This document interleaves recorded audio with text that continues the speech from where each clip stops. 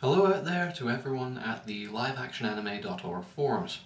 I am Thrash Till Death, and I come to you today with another sort of throwback review to a film made in 2001. This is Metropolis, directed by Rentaro, adapted from the 1949 manga by Osamu Tezuka. The story goes that, of course, it's in the future, again, and it takes place in the city known as Metropolis, which is, a sort of a tribute to the 1927 Fritz Lang classic silent movie. If you haven't seen it, check it out, it's brilliant. And this is a sort of cultural and technological centre of the world. It's presided over by this charismatic Duke Red, who's unelected, but he's generally loved by the populace. And there's an extremely sort of divergent system between the rich and the poor, and the city's maintained by robots who sort of serve as a oppressed working class. Now, the film begins with what I think is supposed to be the new millennium, and with it brings the completion of the ziggurat, which is a gigantic tower which represents the sort of pinnacle of cultural and technological progress in Metropolis. But with it, a Japanese detective and his nephew named Kenichi come to Metropolis in pursuit of an illegal android manufacturer who's dealing illegally in organs, or something, I can't remember precisely.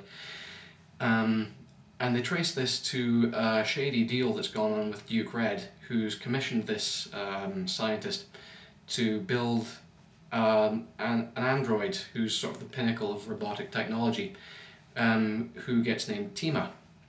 Now, Kenichi and Tima, obviously a disaster happens, and they end up trying to fight their way through the sewers of Metropolis against Duke Red's adopted son, Rock, who wants to defend Metropolis from the sort of robot mess, and it all gets very complicated, and that's about as much detail as I can go into without this video becoming half an hour long.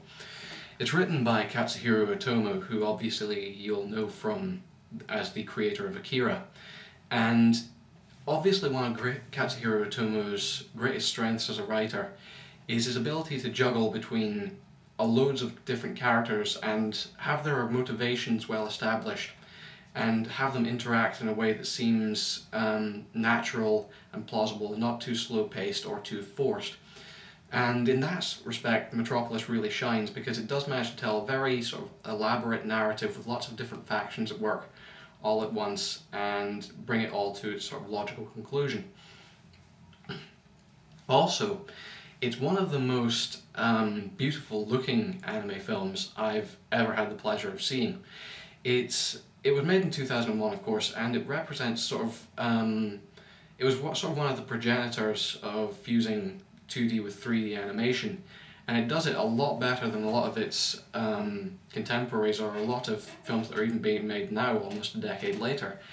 The sort of classic Osamu Tezuka character designs are preserved even, and they work surprisingly well under the sort of close scrutiny that 3D animation provides. And, as you would expect from anything with Katsuhiro Otomo's name on it, the animation is all really crisp and really detailed, with no cut corners, no repeated animations or anything like that. It does look really extraordinary as a spectacle. So it's good as entertainment, but where Metropolis really sort of falls down is as its aspirations as a proper work of speculative fiction. In the character of Tima, the humanoid android du jour, it addresses the classical sort of sci-fi existential conundrum, whereby you have a robot that has all the characteristics you would associate with humanity, namely deductive reasoning, self-awareness and emotion. And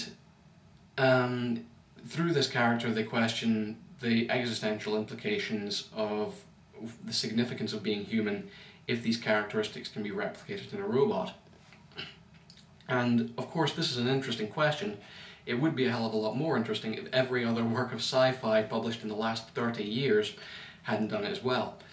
And Metropolis doesn't really add any new twist to the formula of that sort of existentialism that's really become sort of very dry and very stale. I mean, Blade Runner did it in 1982, and it's pretty much still the seminal work of sci-fi in that regard.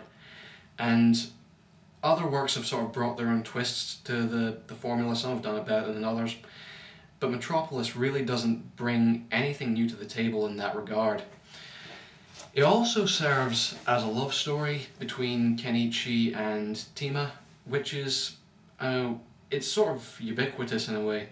And I don't think it really works as a love story either, because there's not really much reason provided for the attraction between the two, other than they're both young and they're both single.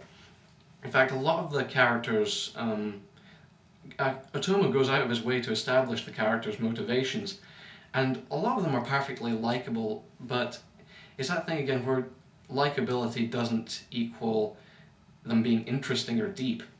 There's a thing about Duke Red who, it's hinted at early on in the film that he created Tima as a replacement for a daughter he lost, and he means for her to take on a role as sort of sitting at the top throne of the ziggurat and ruling over Metropolis.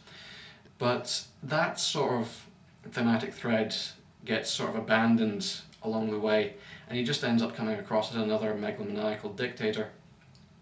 And his adopted son Rock, who has a really fanatical devotion to destroying Tima, his motivations come across as a bit sketchy as well. So all in all, the characters are a bit of a letdown for this one. I mean, Metropolis, it was really well received by critics, and I can see why, because it does sort of tick all the boxes, especially when it comes to the sort of visual spectacle. But it doesn't really offer anything new, or anything that hasn't been done better by other films in the past. I mean, it's extraordinary as a spectacle, and it's still definitely one of the best looking animated films ever made. But in terms of the sort of vistas of destruction that it provides at the end, we've seen done just as well in Akira and in Rintaro's own X-1999 movie. So even in that regard, it's not really anything particularly extraordinary. It's not a bad film by any means. In fact, it's perfectly enjoyable entertainment, especially if you're a sci-fi aficionado like I am. But all in all, Metropolis, it didn't turn out to be as good as I'd hoped it would when I first saw it. And, you know, if you want to check it out, your call, but be warned, it's not really going to offer anything especially deep or especially groundbreaking. So that's pretty much me. On the 4-star scale, it would probably get a 2.5 from me, a strong 2.5, maybe bordering on about 3, but yeah, 2.5 I reckon. So yeah, I apologise for the lack of Astro Boy review this last week. My local cinema's doing its cock tease routine again, where they'll advertise a film in advance, show trailers and posters and everything, and then at the last minute decline to actually show it. So I may have to wait until that film comes out on DVD before I finally get my review up for that one. Anyway, I do intend to be back soon, so until next time, I'll see you later. I am Thrashed Till Death. Goodbye.